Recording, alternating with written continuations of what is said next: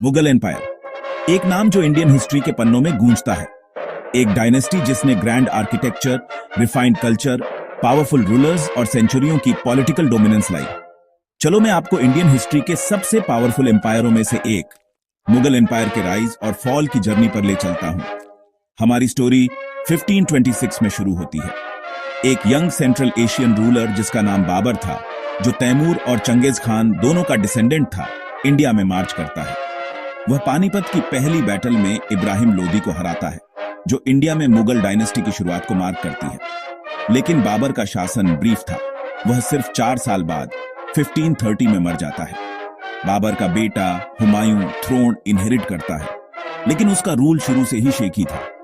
Afghan leader Sher Shah Suri से हारने के बाद हुमायूं को पर्शिया में एग्जाइल होने के लिए फोर्स किया जाता है, लेकिन फेट उसे दूसरा चांस देती है।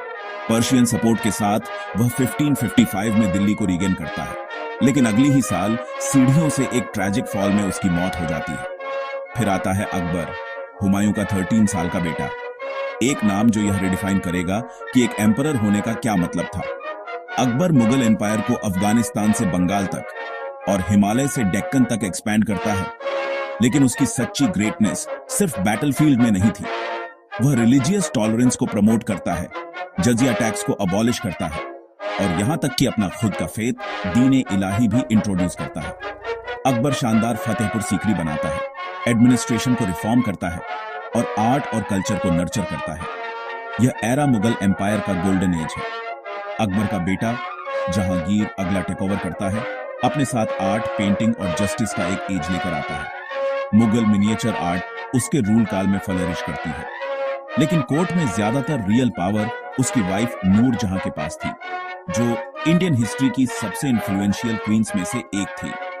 अब शाहजहां थ्रोन पर असेंड करता है, और अगर आपने कभी ताजमहल देखा है तो आप उसका नाम जानते हैं। वह अपनी बिलव्ड वाइफ मुमताज महल के लिए यह व्हाइट मार्बल वंडर बनाता है, साथ ही दिल्ली में रेड फोर्ट और जामा मस्जिद भी।